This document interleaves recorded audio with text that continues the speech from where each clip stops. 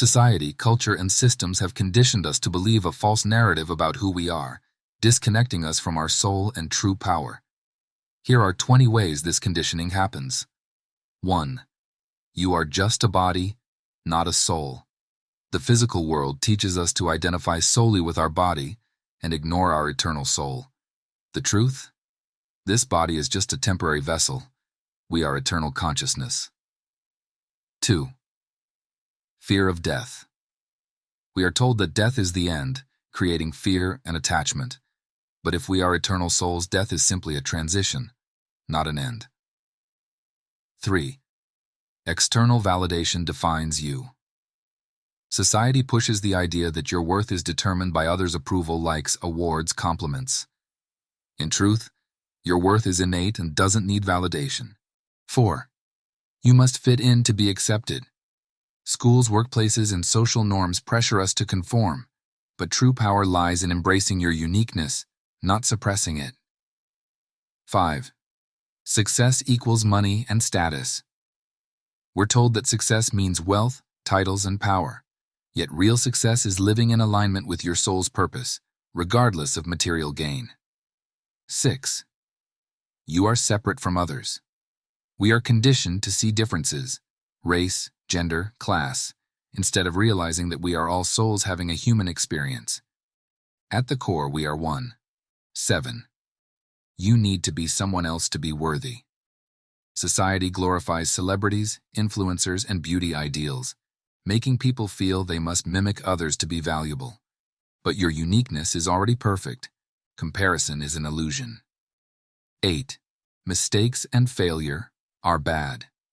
We are taught to fear mistakes, yet failure is just a lesson in disguise. Growth comes from experience, not perfection. 9.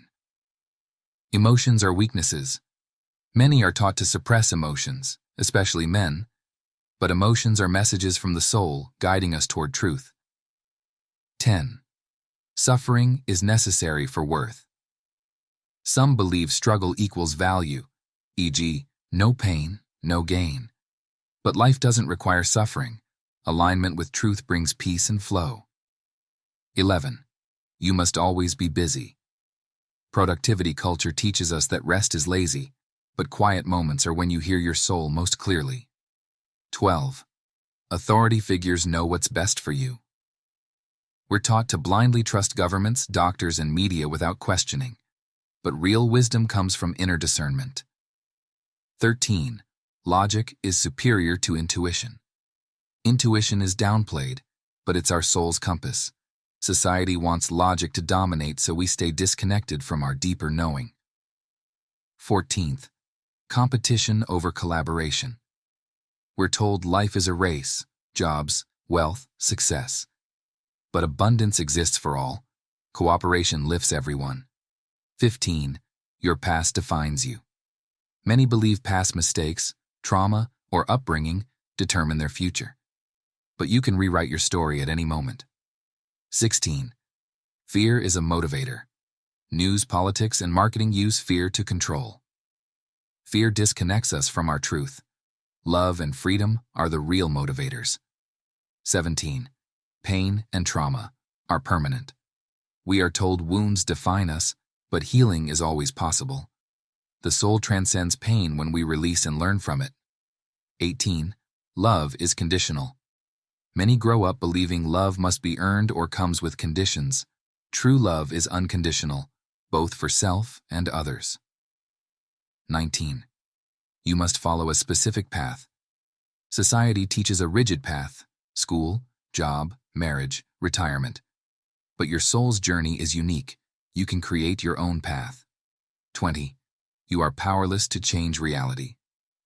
We are told that life just happens to us, but in truth our consciousness creates reality. What we focus on expands, breaking free from the false narrative. To reclaim your truth, question everything, listen within, and trust your soul. Society has conditioned us to forget who we are: eternal, powerful, limitless beings. The more we strip away false programming, the more we align with the freedom, love, and truth of our soul. Bonus: the fear of feeling silly and how to overcome it. Many people struggle with an internal fear of mockery when they begin looking into soul truths, and this fear usually appears in two forms. 1. If this isn't real, then I'm being ridiculous. Many of us laugh at ourselves for even considering deeper spiritual truths, fearing that we are being naive or silly. This comes from social conditioning. We've been told that anything outside of the material world is fantasy, and we don't want to seem foolish. But what if the real trick is that we've been programmed to doubt what is actually true? The moment you start having deeper realizations, your conditioned mind may try to pull you back with laughter or skepticism. Recognize this as part of the programming designed to keep you disconnected. 2. If there is a God, he must be judging me too. Many people who grew up with religious influences struggle with the fear that they are being judged from above for questioning reality, exploring their soul, or seeking a deeper truth. But if you look at near-death experiences, NDEs, people consistently report the exact opposite. They experience pure love, acceptance, and understanding from the other side, not judgment. Darius' teachings about the other side align with this as well. The soul is not being condemned. It is being guided toward its highest truth. When we finally realize that there is another side, that we are eternal beings, and that our soul is here to learn, the fear of judgment disappears. How to move beyond the fear of mockery or judgment?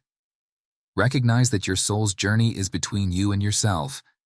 You are the only one who will walk this path with yourself for eternity. Understand that thousands of NDEs confirm the soul's existence and the unconditional love on the other side.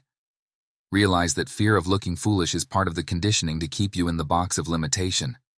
True freedom comes when you release the need for external validation and trust your direct experiences.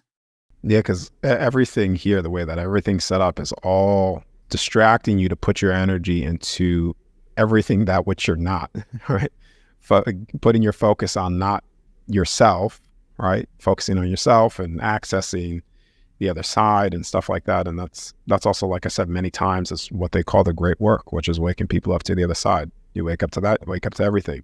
You stop focusing on things that are pretty much, unless you choose to, but not in accordance to the eternal aspect of you when you leave.